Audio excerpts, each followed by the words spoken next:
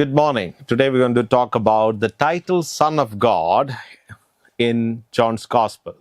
Now, the fourth Gospel employs the title Son of God 4 times. John 1:34, John 1:49, John 11:27, and John 20:37. The first instance, 1:34, is John the Baptist's summary. Philip deduces that the alternate reading ho eklektos, or the chosen one, is a variant of the beloved from the baptismal narratives of the Synoptic Gospels. Now, the suggested alternate reading hardly decreases its missional significance. The designation Son of God has to be understood primarily in a messianic sense of metaphysical relationship, which you see in 20:31, Nathanael's confession in 1:49, and Martha's confession in 11:27. Now, their understanding of Jesus as the Son of God is a confession of the divinity of Jesus. The second instance is Nathanael's confession in 1:49. This is accompanied by the messianic title King of Israel. The third instance is Martha's confession, 11 verse 27, coupled with other titles like Messiah, the one coming to the world. Now, the scholar Philip's suspicion of John intending a gradual revelation, first declaring a title and qualifying with an accompanying religious meaning, seems an over-expectation, rather merely a conflation of multiple conventional expectations.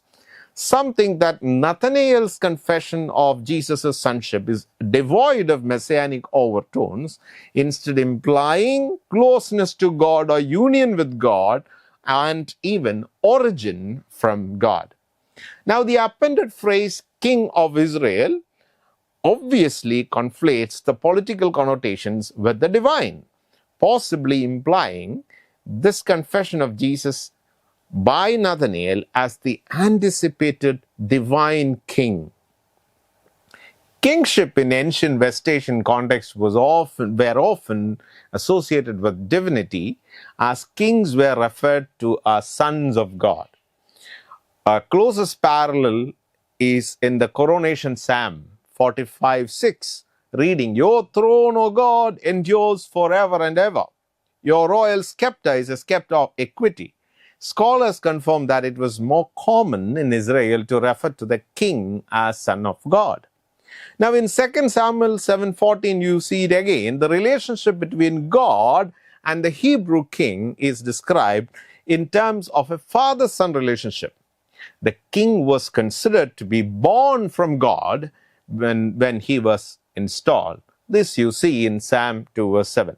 Some scholars doubt whether Jesus understood or he was understood as his son in filial terms even before his resurrection, since they assume Jesus' disciples imposed the post-Easter confession of Jesus' divinity on the pre-Easter Jesus. Rudolf Bultmann also proposed this idea a long time back. They even add that the disciples' reading of Jesus' sonship in the light of Psalm 2:7 anchors it in the resurrection. Although the baptismal declaration may have been read in the light of Psalm 2:7, which is post-resurrectionally, to anchor sonship in the resurrection is to challenge the historicity of the baptismal declaration itself. Additionally, since Paul describes Jesus' filial union in an eschatological sense, imposing such a framework on John would be restrictive. In the fourth gospel, Jesus frequently uses the title Father when he was referring to God, and his filial relationship as Son undergirded this usage. Even Jesus' address of God as Abba emerged from this understanding. Such a usage was not common, even sacrilegious among a common living Jew. Joseph Fitzmyer confirms that there is no evidence in the literature of pre-Christian or first century Palestinian Judaism that the term Abba was used in any sense as a personal address for God by an individual. The primary purpose of the fourth gospel is to convince readers of the divine sonship of Jesus. In fact, many believe that this unique relationship distinguishes the Gospel of John, which is also known as the fourth Gospel, from the Synoptic Gospels. However, what does it mean to be called the Son of God? Some dismiss the questions of ontology and essence, preferring a conflation of relationship and mission.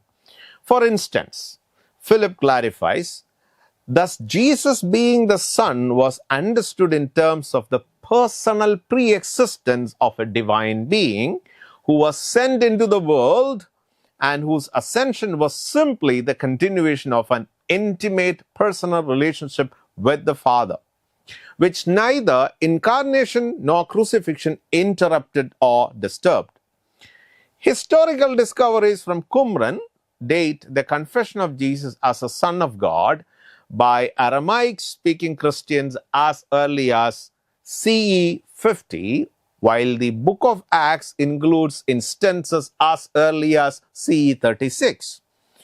Now, Philip summarizes some crucial features of Jesus as Son of God, recurring throughout the fourth Gospel in various instances.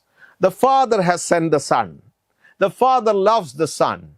The Son is dependent on the Father. The Son prays to the Father. Though the prayers of Jesus in the fourth Gospel are different from those of his prayers in the Synoptic Gospels, Jesus as a Son claims to be the exclusive revelation of the Father. The Son speaks the words of the Father. The Father has given or entrusted all things into the hands of the Son. Jesus speaks several times of his returning to the Father. Furthermore, more than the Synoptic writers, the fourth Gospel also emphasizes the obedience and unity of Jesus with God through his title, Son of God. So how can we explain this unity? The Father is revealed in the Son, and there is unity in revelation.